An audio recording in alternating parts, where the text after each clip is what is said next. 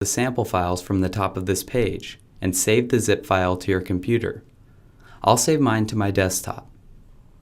Next, unzip the file and examine the contents. Here we can see a file called gallery.html. This is a web page that we will link to later in the tutorial.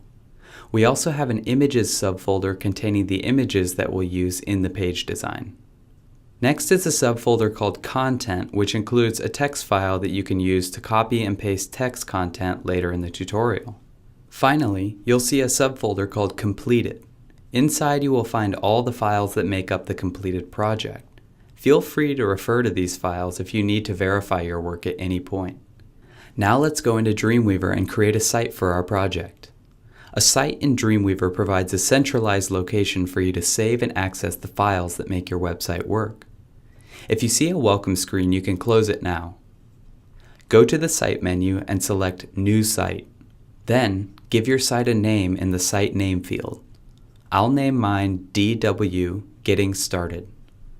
The name can be anything you want, just make sure it makes sense to you. If you end up working on multiple websites, you'll want to be able to distinguish it from the others. Next, point to the folder you will be working from on your computer. In this case, I'll find the project folder I just downloaded to my desktop and click Choose. Now click Save. To set your workspace, go to the top right of the document window to see the list of workspaces. From here, select Beginner if it is not already set. The Beginner workspace displays the panels and features we'll use frequently throughout this tutorial. Now, open the Files panel and take a look at the files that make up your website so far. Here, you should see all of the project files you downloaded earlier. You may need to refresh the view by clicking the Refresh button in the panel. So the last thing we need to do is to create a home page for our website. To do so, go to the File menu and select New. We're building an HTML page, so make sure HTML is selected as the document type. Next, select the Bootstrap tab. Dreamweaver now has built-in integration with Bootstrap, which in very simple terms is a framework that includes a set of pre-built components that can save you a ton of time when creating a responsive website. Since this is a brand new website, we'll select to create a new bootstrap.css file. Dreamweaver will create this file based on some of the settings we select next. Since we're going to start with a blank page, make sure to uncheck the pre-built layout option. Next, expand the Customize settings. These settings define the default layout that will be created once the HTML file is saved. As a note, it's really helpful to design with a grid when making a website. Here is a comp of the web page I designed. As you can see, I used a 12-column grid which helps me organize and align components on the page. And now that I'm ready to actually build the website in Dreamweaver, I'll be following the same grid to help me lay out the web page. Luckily, 12 columns is the default, so I'll keep that. Gutter refers to the space between each column and should be left at the default settings too. The screen sizes here refer to the different widths for small, medium, and large screens. When we create the page, Dreamweaver makes it easy for us to switch between each of these screen sizes and customize the design for each one. The default settings are just fine for us. Now click Create. The first thing we should do is save our new page, so select File, Save. Make sure you are saving to the project folder that you downloaded earlier. Name the file index.html, and then click Save. Notice the Files panel shows more files and folders for the site now. It now includes the index.html file we just created, as well as some folders that Dreamweaver automatically created for us. We won't be editing any of these default files, and it's important to leave them intact to ensure our pages work correctly. Now that we have a blank page, join me in the next video as we start adding some content. So here we are with a blank page. Let's begin by adding two simple pieces of content. As much as possible, we'll be working in split view, so we can see our live design and have access to the code simultaneously. Click the Split button in the document toolbar to go into split view. By default, Code View sits below Live View. I prefer to have it split vertically with Code View on the left. So I'll go to the View menu and select Split Vertically, and go to the View menu again and uncheck Live View on the left so that Live View is now on the right. First, we'll add a title for this page. Click anywhere in Live View and then find the Properties panel below. Add the title Stargazer in the Document Title field. Stargazer now appears between the title tags in the HTML.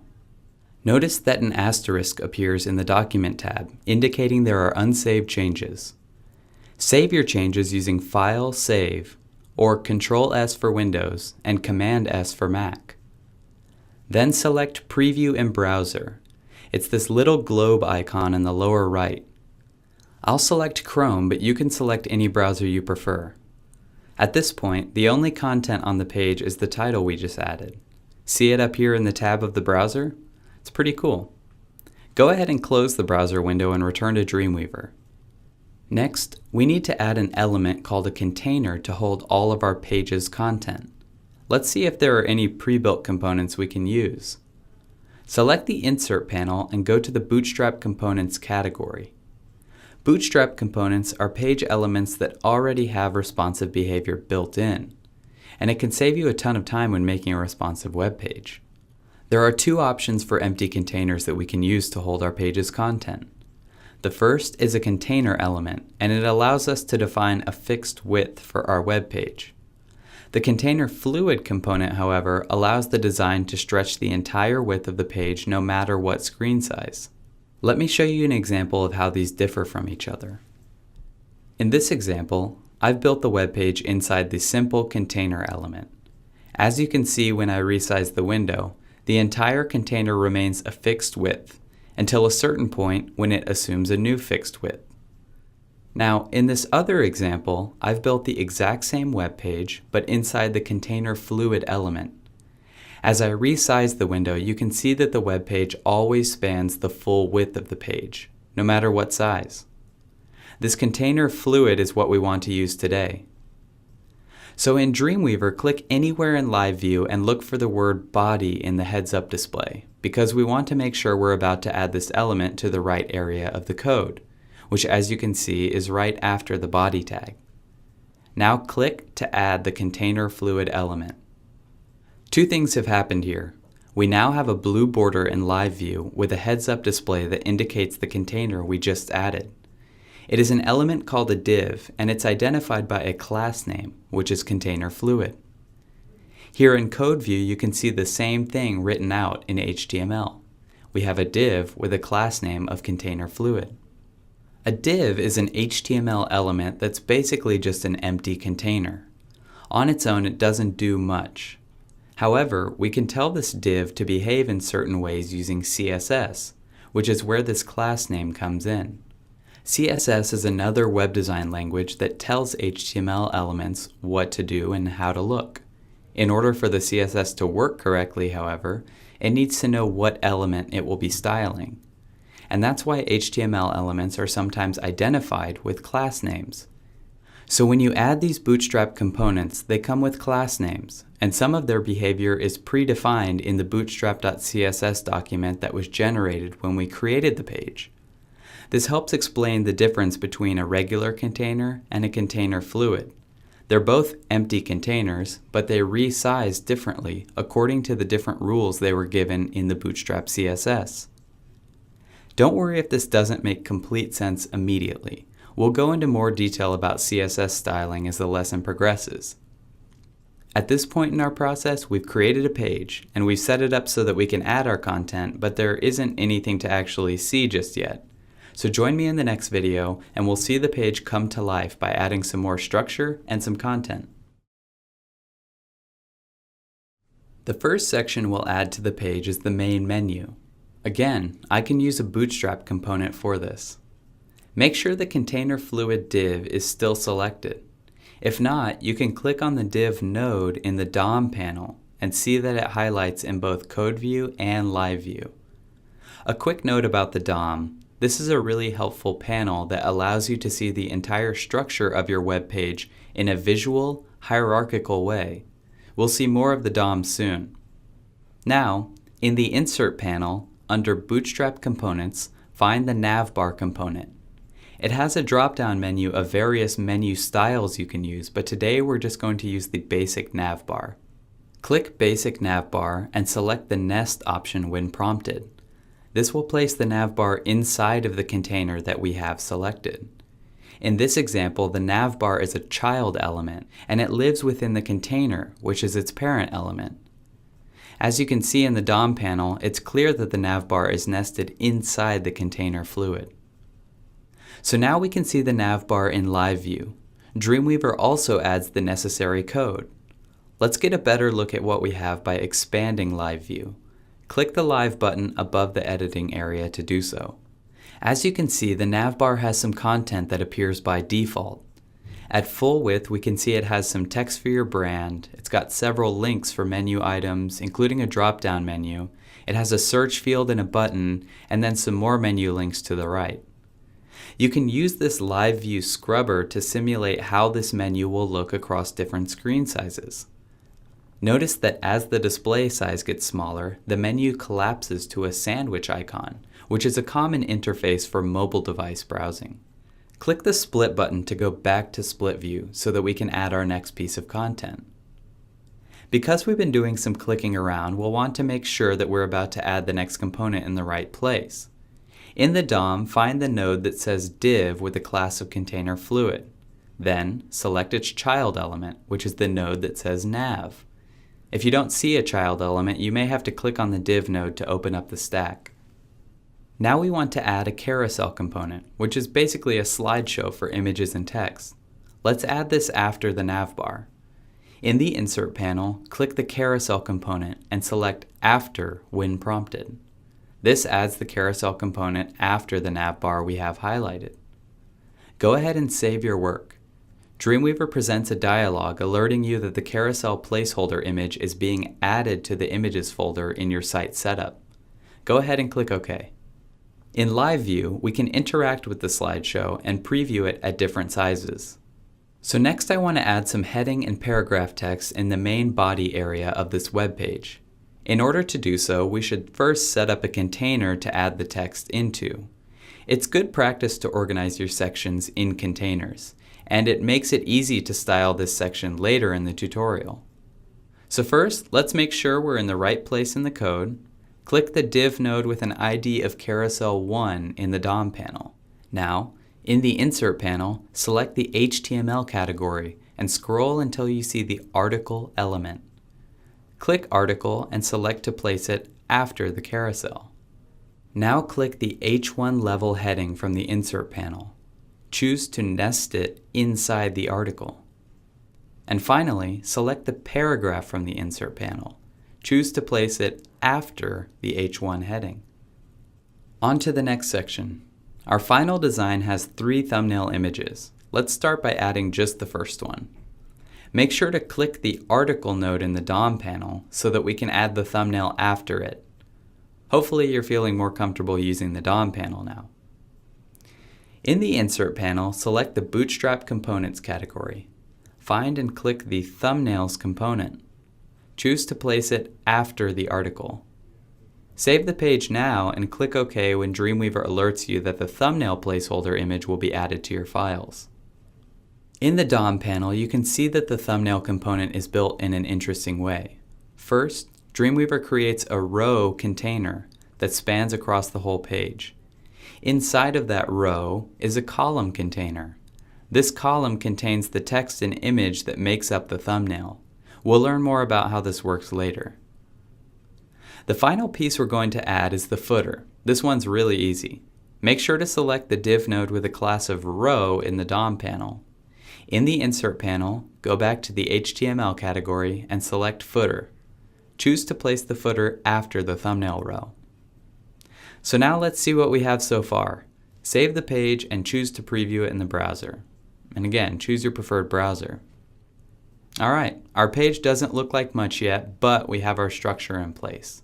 In the next video, we'll start updating some of the placeholder content with our own. Now, we're going to replace some of the placeholder content with our own custom content. Let's start at the top with the navbar. In this case, let's work in live view and see the whole menu at one time. Find and click on the nav node in the DOM panel. Click on the node to expand it. The nav element contains an A, or anchor tag, with the brand label. We'll use this to link back to the home page from anywhere on our site, so let's leave this. The next div contains a UL, or unordered list, with the list items that provide placeholders for 2 links and 1 drop-down menu.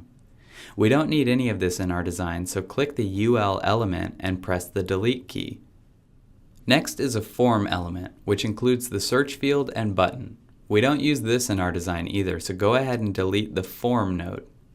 So now we're left with one more UL element that contains a link and another drop-down menu.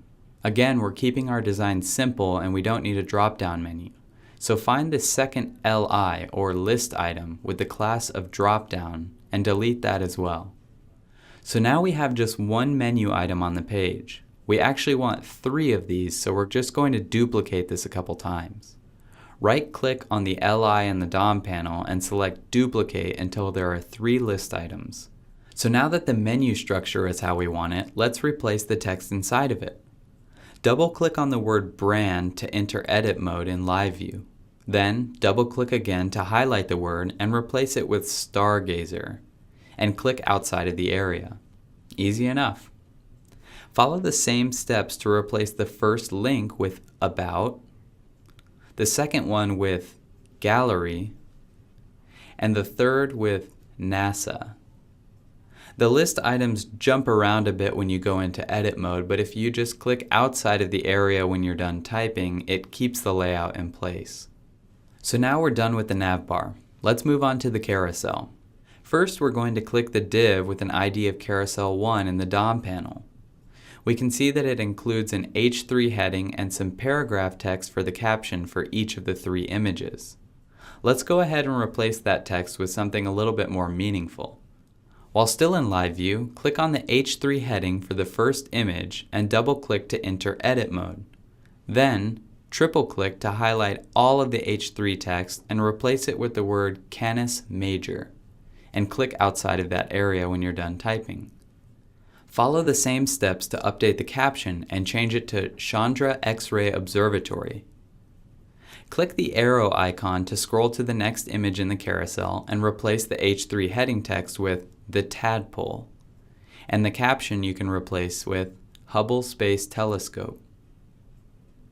Then, click to find the third image and change the H3 text to Cloud Complex. You can change the caption to Spitzer Space Telescope. Let's move on to the article section. Click on the article node in the DOM. Then, double-click to highlight Content for New Article tag goes here, and press delete.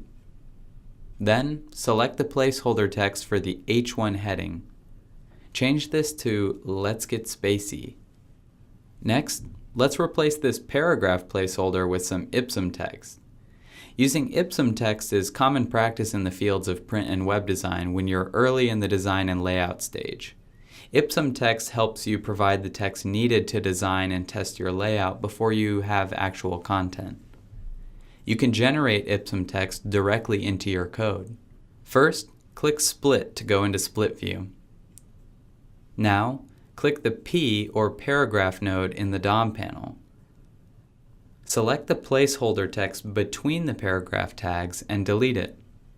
Then, with your cursor still between the opening and closing P tags, type the word lorem followed by a number which indicates the number of words you want to generate.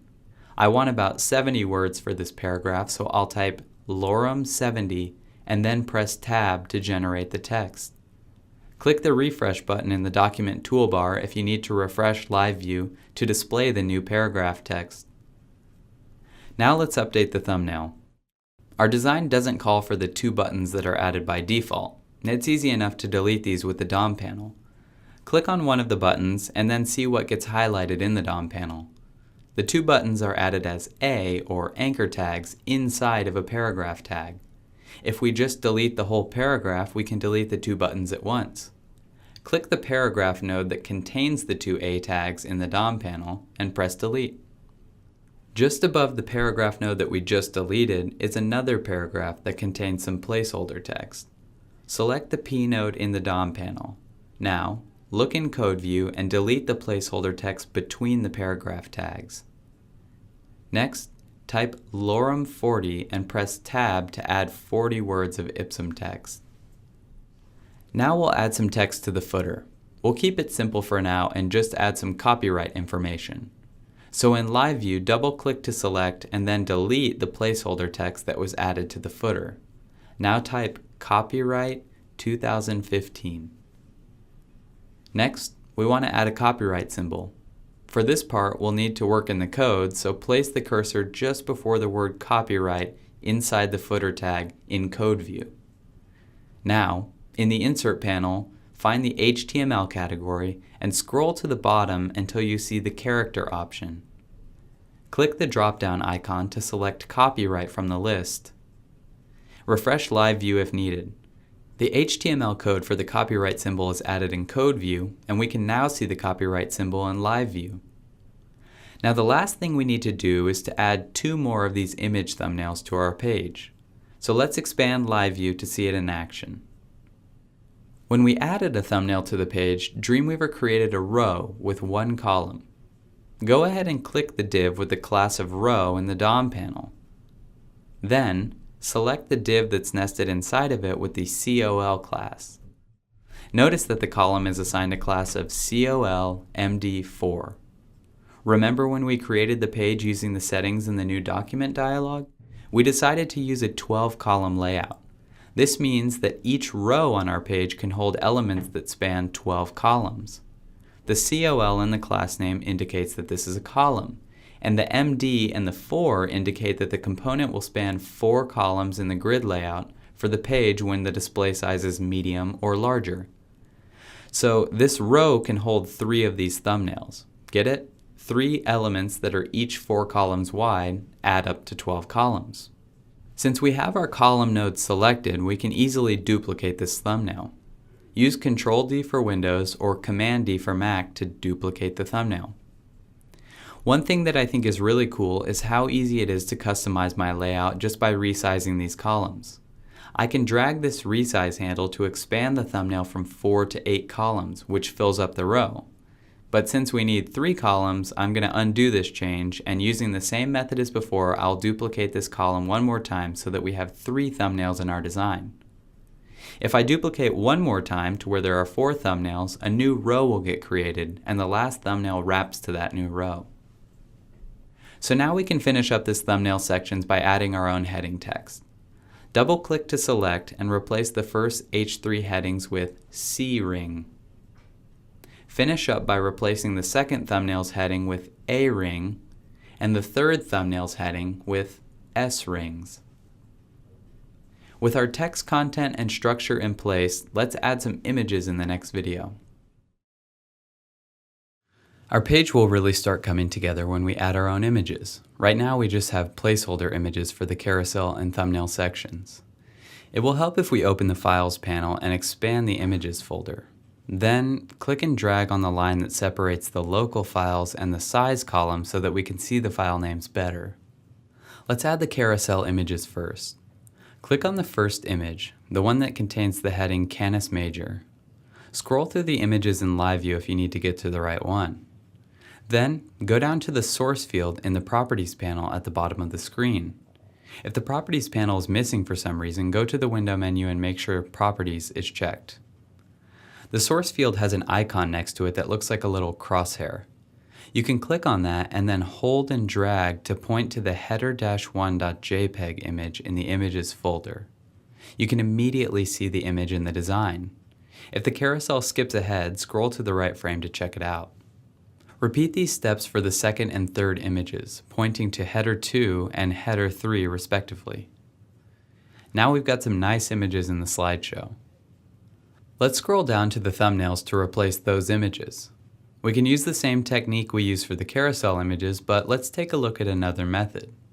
Click on the first thumbnail image and notice the sandwich icon that appears in the heads-up display.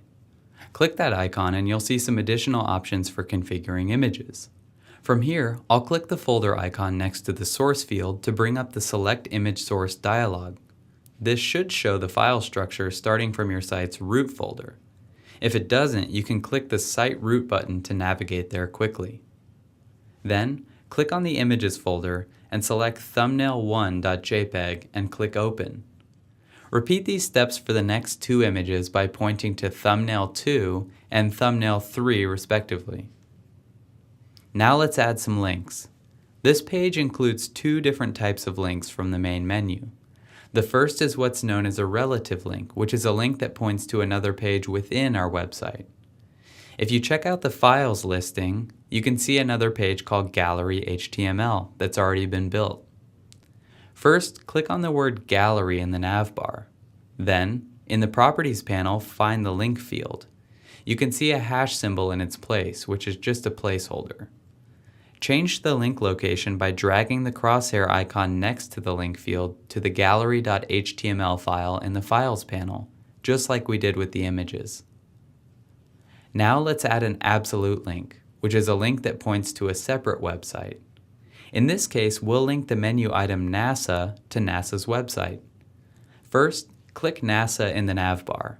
Then, in the Properties panel, find the link field. To link to another website, you'll need the entire web address, including the HTTP portion. For this, type the full address, http://www.nasa.gov, directly into the link field. The target field has additional parameters you can apply to the hyperlink. For example, select the _blank option to open the selected website in a separate tab. Save your changes and test the links by selecting the Preview in Browser option just below Live View, and choose your preferred browser. Once the browser opens, click the Gallery menu to verify that it opens page 2.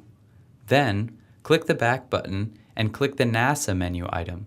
This should open NASA's website in a separate browser tab. Go ahead and close your browser and return to Dreamweaver. In the next video, we'll style the text content for the page. The page now has all of its content. We just need to apply some finishing styling and layout properties. Let's focus on styling the text first. To do this, we'll dig into CSS. Any custom styling should be added to a new CSS file, leaving the bootstrap.css in its original form so that we don't overwrite it. Let's check out the CSS Designer panel. Click the plus icon in the Sources section and select to create a new CSS file. First, browse to locate the CSS folder that's in our project files, and then add a name for the file. Call it styles.css and click Save. Then click OK. As you can see, the styles.css document now appears in the document toolbar. Let's rearrange our workspace a little for the next part. Choose Split View and then click on styles.css in the document toolbar to display the CSS in code view. We can also close the DOM panel for now to expand the CSS Designer. Do this by clicking the flyout menu and choosing Close. The first thing I'd like to do is to center align all of the text on the page.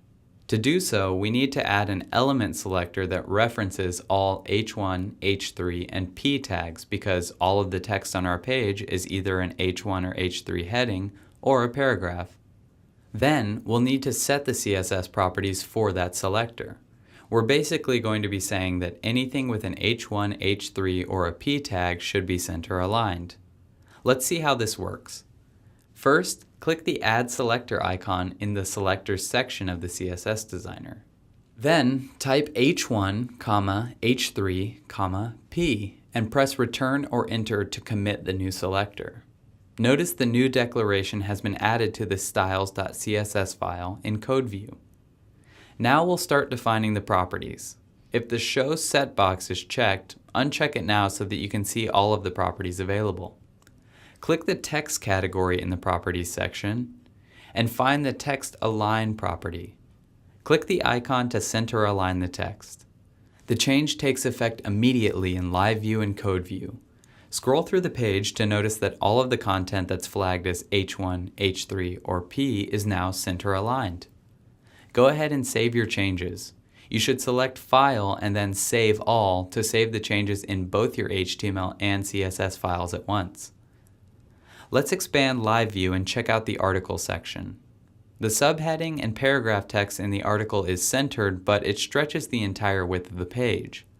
What I want is for this section to only take up a certain percentage of the width of the page, instead of the entire page. So to do so, we'll need to apply styling to the entire article section. I can click on the H1 in Live View and press the up arrow once to move up the HTML hierarchy and select the parent element of this H1, which is the article element. Then, we'll give the article an ID to mark it as a unique section on my page. This ID is what we will use in the CSS to identify this section and then apply styling to it. To do this, I just need to click the Add Class ID icon in Live View and type #main and press Return or Enter. Dreamweaver prompts you to specify where to add the new ID selector. Make sure styles.css is selected in the dropdown and press Return or Enter again. The hash sign indicates that this is an ID, and you can see that the new ID has been added to the list of selectors in the CSS Designer. So now let's define our properties to style this section. Select #main in the CSS Designer and then go to the Layout category and set the width to 75%. Great, so now the article spans 75% of the width of the page. If you think about it, our goal was to decrease the width of this section to make it look nice and legible. But some screen sizes are quite large. Think of the large desktop monitors that some people have. 75% looks good now, but on some large screens it might still be really wide. So let's set a max width for this section so that it will always be 75% of the width of the browser, but it won't go any wider than 750 pixels. Find the max width section and set the value to pixels, 750 pixels. Next, we want to center this section on the page. So go down to the margin section and set the left and right margins to auto. To do this, click on the units for the left margin and then select auto. Then do the same to set the right margin to auto. In order to give this section some space above and below, we'll set the top and bottom margins to 60 pixels each. Awesome, I think this section looks great. Let's scroll down to the bottom of the page in Live View and click on the footer to select it.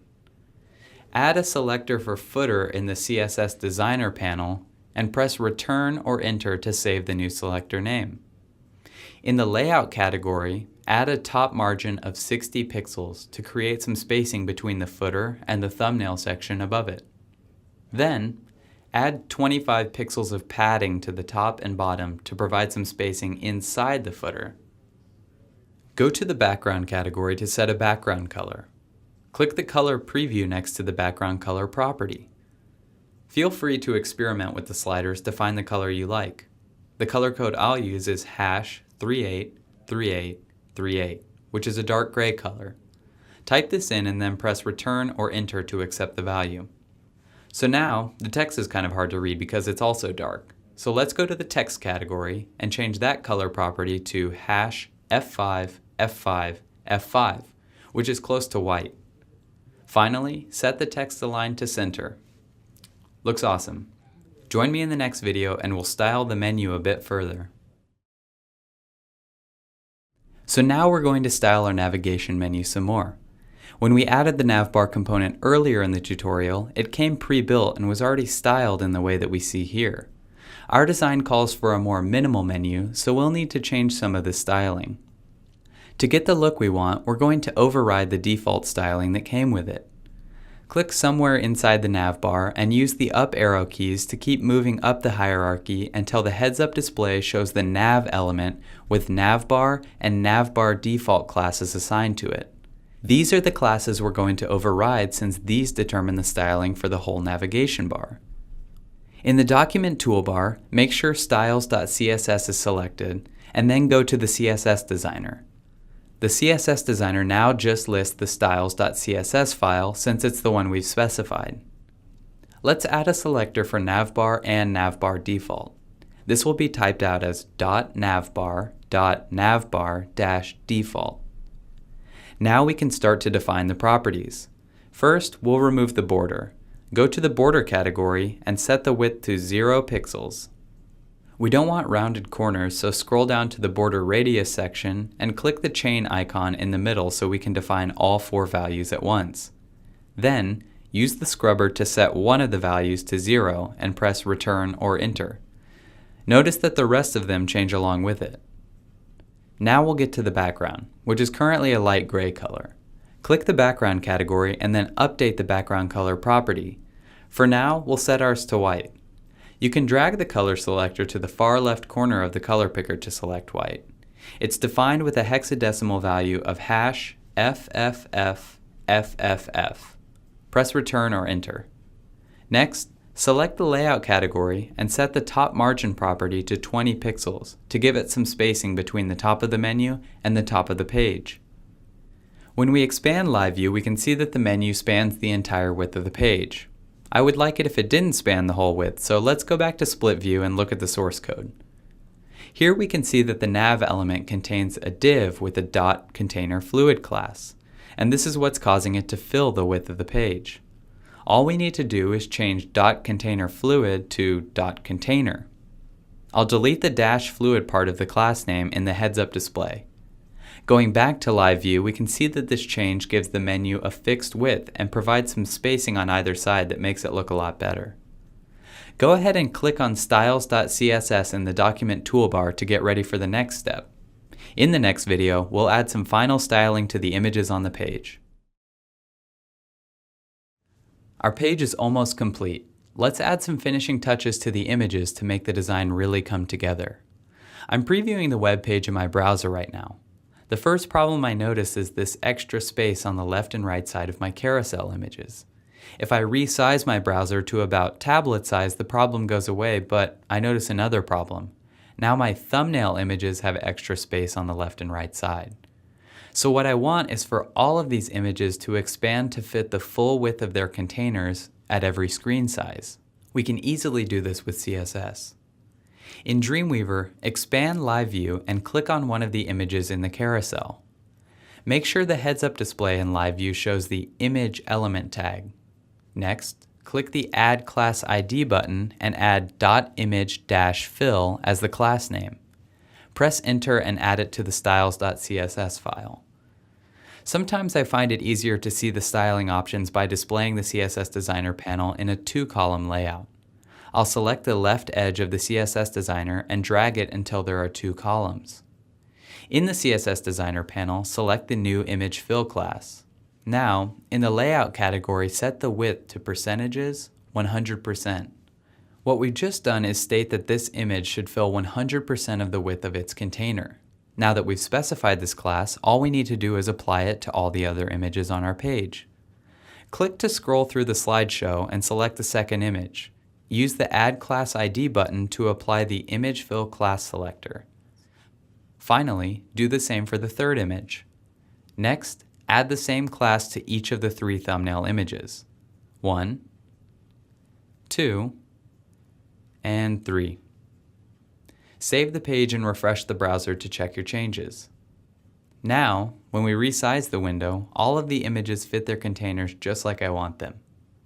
So the next thing I'd like to fix is this extra spacing on the left and right side of the whole page. It's most evident in the carousel and footer section. I think it would look a lot nicer if these sections stretched the entire width of the page. Again, we can do this easily with CSS. In Dreamweaver, re-enable the DOM panel by going to Window, DOM. In the DOM panel, find the div just after the body tag. The div contains the class called Container Fluid. This is the container around the whole page. It was the first element we ever set up, and it's the one that contains the extra white space we want to remove. In Live View, you'll see the heads-up display for the container. First, add a new ID of #wrapper. Once again, choose to add it to the styles.css file. In the CSS Designer, highlight the new wrapper selector and find the Layout section. Scroll down to find padding. Set the left and right padding to 0 pixels. Save the CSS and refresh the browser. Now you can see there's no padding around the design. It spans the entire width of the page. So let's make one final adjustment to this page. The thumbnail section stretches the full width of the page, but just like the article section earlier, I think it would look a lot better if it wasn't quite so wide. Using the DOM panel again, select the row that contains the thumbnail images.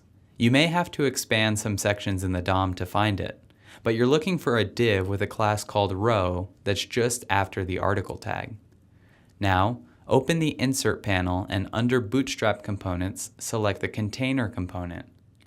When Dreamweaver prompts you, select to wrap this container around the row. You can see this container automatically provides some white space around our thumbnail images. Save your changes and refresh your page in the browser. Now the thumbnail section is centered and it's got some breathing room on both sides.